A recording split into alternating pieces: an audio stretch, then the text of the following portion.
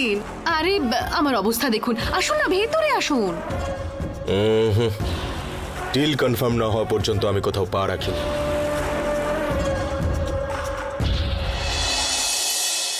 নন্দিনী, তুমি একটু চুপ করো। না স্যার, আপনি কোনো শপিং মলে বা রেলওয়ে স্টেশনে পার্ক করুন না।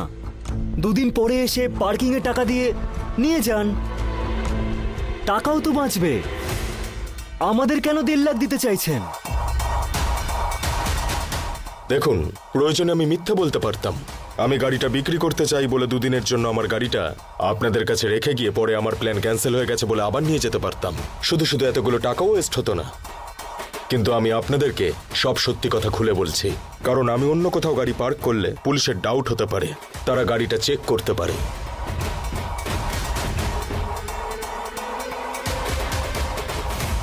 কিন্তু কোনো সেকেন্ড হ্যান্ড শোরুমে এসে আশা করি পুলিশ গাড়ি চেক করবে না। সেই জন্যই আমি এই গাড়িটা আপনাদের কাছে রেখে যাচ্ছি।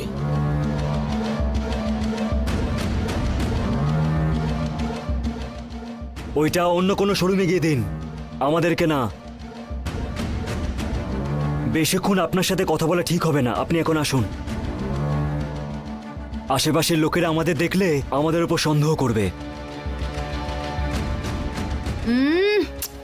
স্যার, ওর কথা বাদ দিন। আপনি আপনি আমাকে টাকাটা দিন তো আগে। আপাতত 1 লাখ টাকা অ্যাডভান্স করে যাচ্ছি। কালকে এসে আপনাদেরকে বাকি টাকা দিয়ে গাড়ি ফেরত নিয়ে যাব।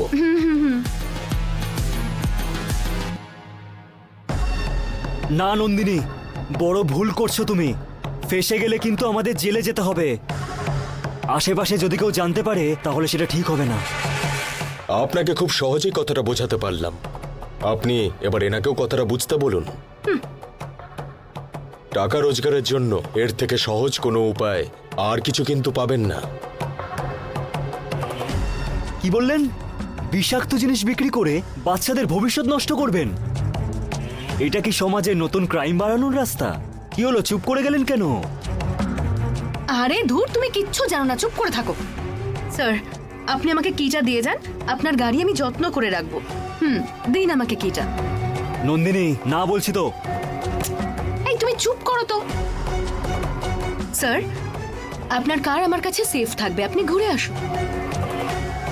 এই ব্যাপারে কেউ যেন কিচ্ছু না জানতে পারে, সাবধানে রাখবেন। এসবের দরকার নেই নন্দিনী, বড় ভুল করছো তুমি। এখনো সময় আছে। ওনাকে ডাকছি, টাকাটা ফেরত দিয়ে দাও। তুমি আমাকে চাও কি চাও না বলো তো? শুনবে না তো তুমি আমার কথা? আরে আমি তোমাকে চাই, কিন্তু আমরা যেটা করছি এটা ঠিক হচ্ছে না। তুমি এসব কিচ্ছু বুঝতে পারবে না। যাও, গাড়িতে ভেতরে ঢোকাও। আরে যাও, ভেতরে ঢোকাও। কি দাঁড়িয়ে আছো, যাও।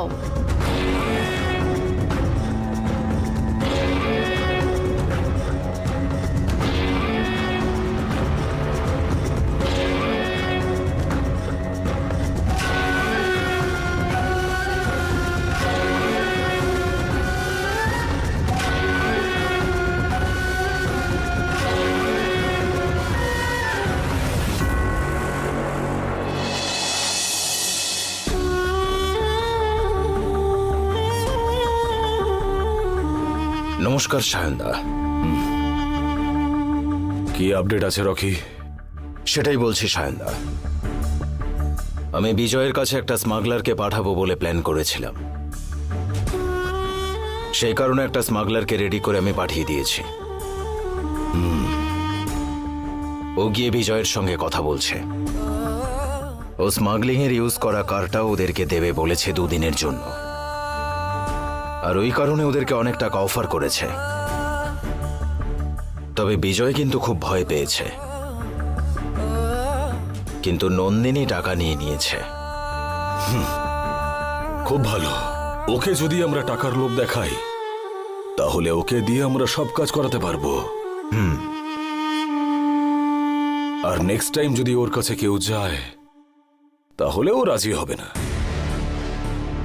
নন্দিনীকে রাজি করাতে হবে। ওকে বলতে হবে যে আমরা বেশি টাকা দেব।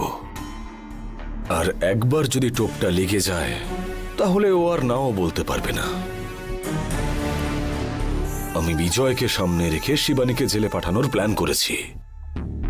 এটা যেন কোনোভাবে মিস না হয়। ঠিক আছে সায়নদা, ওই নারায়ণ আমার টাচে রয়েছে, কোনো খবর হলে আমি তোমাকে ইনফর্ম করব। এখন আসছি সায়নদা। ঠিক আছে।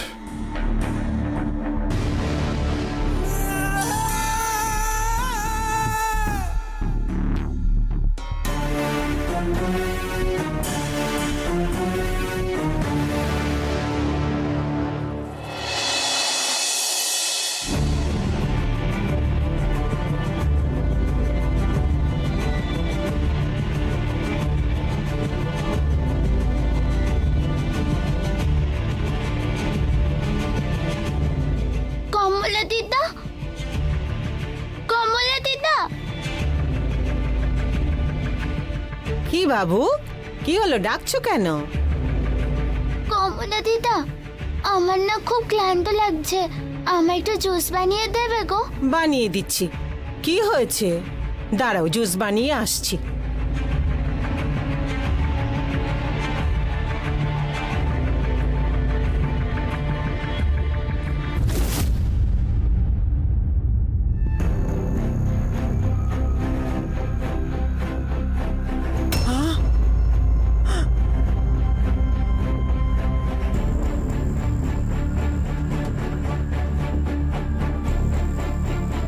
দুর্গা, দুর্গা বাবু, দুর্গা বাবু, বাবু, দিদি, দিদি, চোখ খোলো বাবু। কি হয়েছে কমলা মা? দুর্গা, দুর্গা, দুর্গা, দুর্গা, দুর্গা, সোনা কি হয়েছে মা? সোনা, দুর্গা, কি হয়েছে কমলা মা? ও জুস চাইছিল, আমি যখন জুসটা এনেছি তখন দেখি ও মাথা ঘুরে পড়ে আছে। বাবু, ডাক্তারকে ফোন করো না দিদি। দুর্গা, বাবু, বাবু, আরে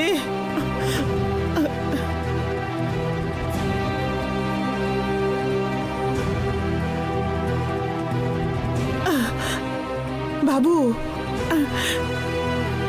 দুর্গা, দুর্গা, চোখ খোলো বাবু। বাবু, কি হলো বাবু তোমার? এখন ভালো আছো?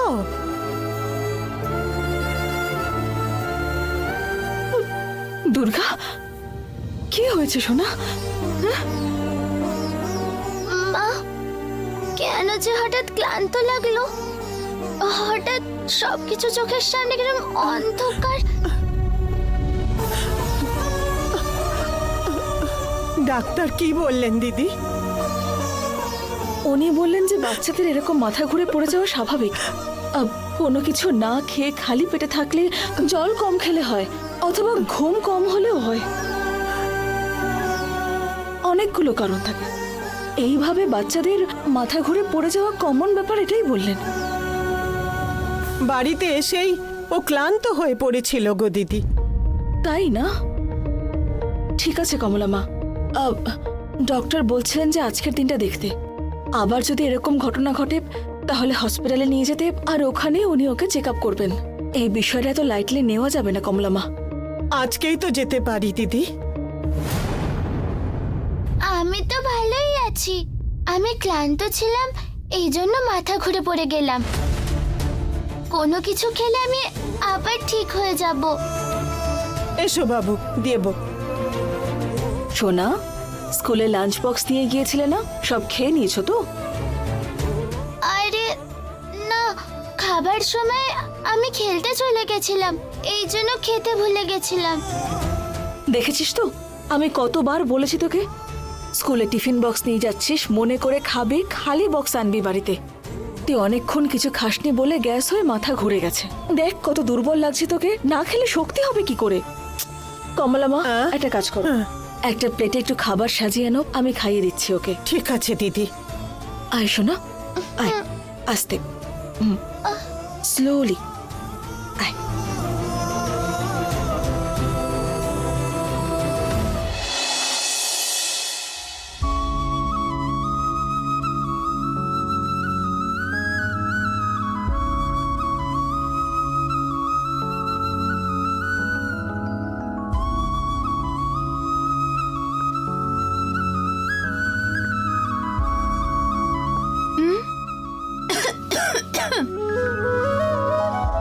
গিয়ে জল খাও তুমি, দাঁড়িয়ে কাশছো কেন?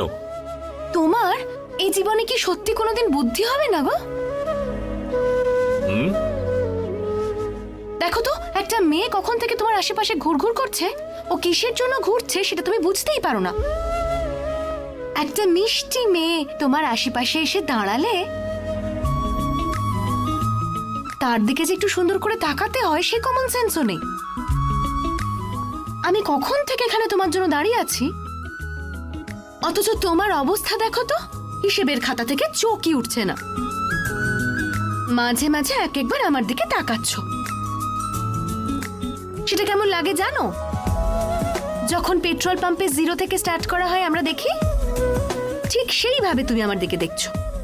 এতটুকু রোম্যান্স নেই। ঠিক আছে, এখন তোমার কি চাই? আমাকে কেমন লাগছে বলো? ভালো লাগছে, বেশ ভালো লাগছে। আমাকে যে ভালো লাগছে সেটা আমি খুব ভালো করে জানি, তাও তো একটু সুন্দর করে বলতে পারো বলো। কি ব্যাপার, হঠাৎ এইভাবে এত প্রশ্ন করছো? না, আজ যখন রাস্তা দিয়ে আসছিলাম সব ছেলেগুলো আমার দিকে ঘুরে ঘুরে দেখছিল, অথচ আমি সেই কখন থেকে তোমার সামনে এসে দাঁড়িয়ে আছি, তুমি ঘুরেও দেখছো না। কিরে, ঝগড়া করছিস নাকি? নে কফি নে। মা, আমি কি তোমার কাছে কফি চেয়েছি? এখন নিয়ে যাও তো। না খেলে খাবি না বল, রাগ করছিস কেন? একটু বেশি বাড়াবাড়ি করছে আজকাল। জানো তো কাকিমা, আজকাল আমার মুখের দিকে তাকিয়ে ঠিক করে কথাও বলে না। টাকা কামানোর জন্য বেশি সময় দিলে আপনজনের জন্য সময় অনেক কমে যায় রে বাবা। টাকা যদি বেশি হয় সম্পর্কের মূল্য কমে যায়। না গো কাকিমা, তোমার ছেলে কোনোদিনও আমার প্রশংসা করে না। কবে যে আমাকে সুন্দর দেখতে বলেছিল সে কথা আমার মনেই পড়ে না। আর কাউকে পেলি না, তুই ওকে জিজ্ঞেস করছিস? পূর্ণিমা চাঁদের আলো মরুভূমির উপর পড়লে কোনো লাভ হয়? ও ঠিক ওই রকম। আয়। মা, কফিটা দাও।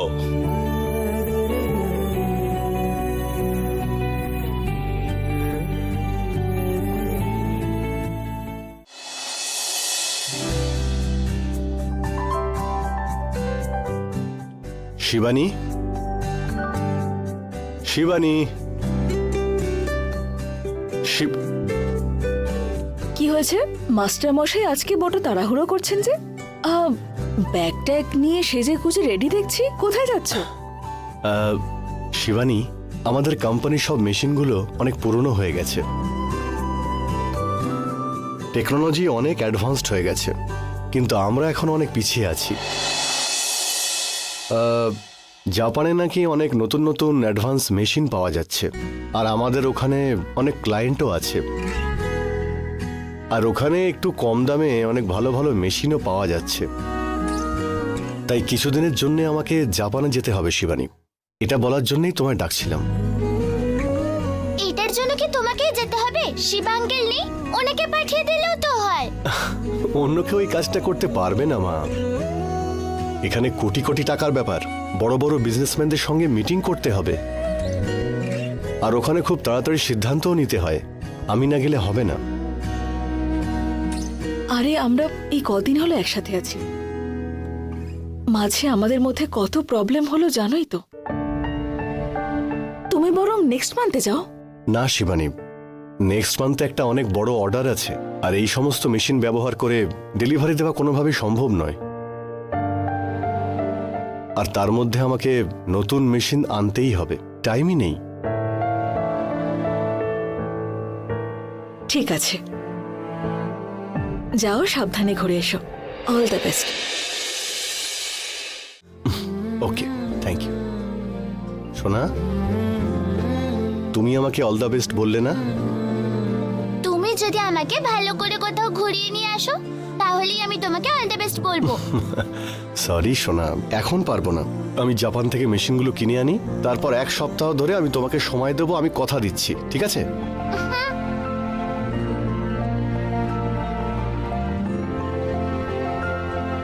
সোনা, ইটস ওকে, আমি ওকে কনভিন্স করিয়ে দেব। তুমি বরং সাবধানে যাও। বাই। বাই। বাই সোনা।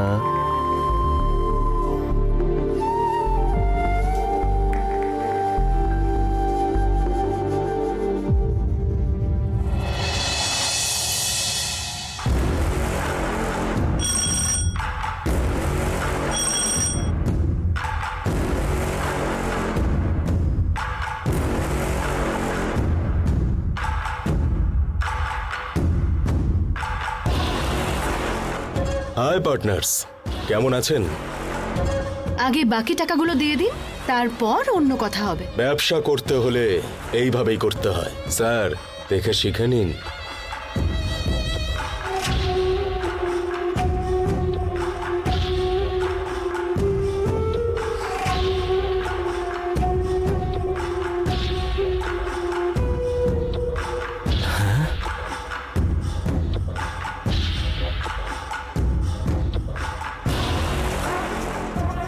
বিজয়, নাও তোমার পকেটে রাখো।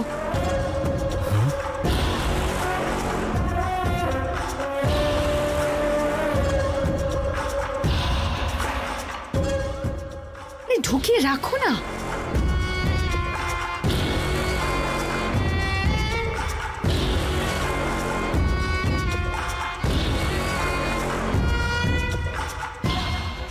দেখুন বন্ধু, আপনারা আমার কাজ শেষ।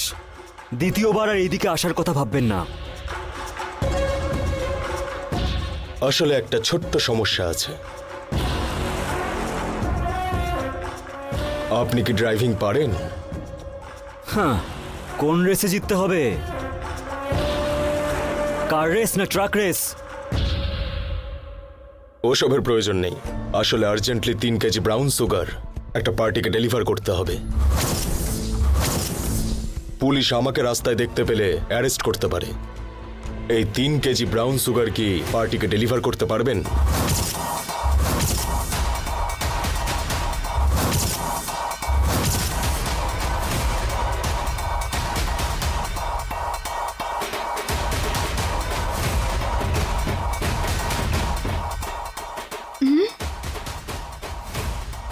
ডেলিভারি করলে কত টাকা দেবেন শুনি? না নন্দিনী, উনি ভালো লোক নন। সেই দিন আঙুল ধরলো আর আজকে হাত ধরছে। কালকে তো আমাদেরকে দেখছি পুরো গিলেই খেয়ে নেবে। এই চুপ করো তো, কিছু না বুঝে কথা বলো না। আপনি বলুন না স্যার, কত টাকা দেবেন?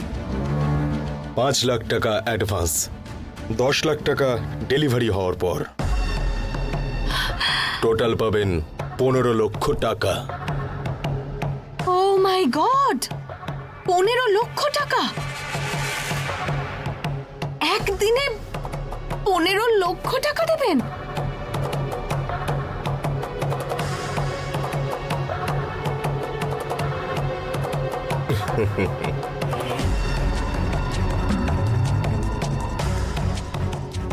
না নন্দিনী, আমাকে 1 কোটি টাকা দিলেও আমি এই কাজ কখনোই করব না। ইনি এখন টাকা ফেলছেন না, জাল ফেলছেন, জাল।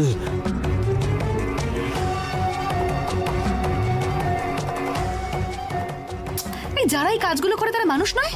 যদি তুমি করতে না পারো তাহলে ডেলিভারিটা আমিই করে আসবো। স্যার, আপনি অ্যামাউন্টটা দিয়ে দিন স্যার। মেয়েদেরকে সবসময় এরকম স্মার্ট হওয়া উচিত।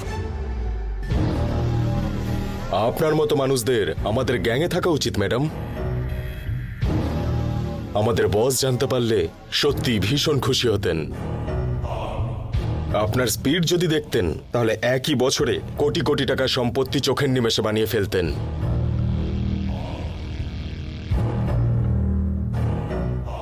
আমারও সেটাই লক্ষ্য স্যার। আমার ঈশ্বর একদম ঠিক সময়ে আপনাকে আমার কাছে পাঠিয়ে দিয়েছেন। তুমি ভুল করছো নন্দিনী। ওকে যে পাঠিয়েছে সে ভালো মানুষ না, শয়তান।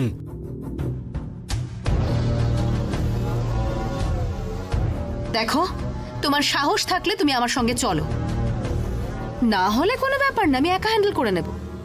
যদি তুমি এই সময় আমার সঙ্গে না থাকো তাহলে আর কোনোদিন আমার কাছে আসার চেষ্টা করবে না। স্যার, আপনি টাকাটা দিন স্যার। কি ব্যাপার, আপনি কি টাকা নিয়ে আসেননি স্যার? আপনি যে এই অফারটা অ্যাকসেপ্ট করে নেবেন সেই বিশ্বাসটা আমার ছিল, সেই জন্য সাথে করেই এনেছি।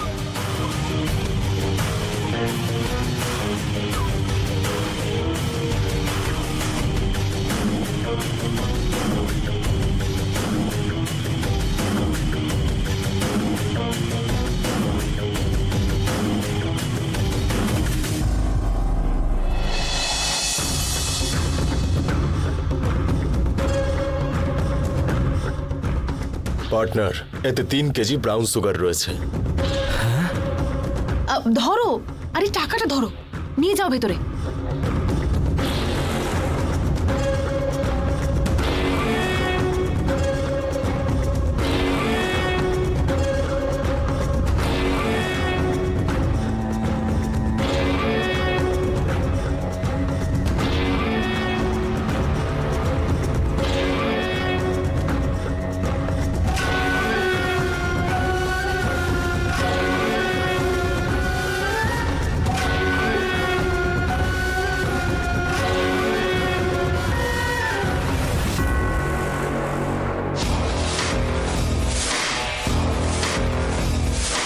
এই সেম নোটের একটা অংশ আমাদের কাছে রয়েছে,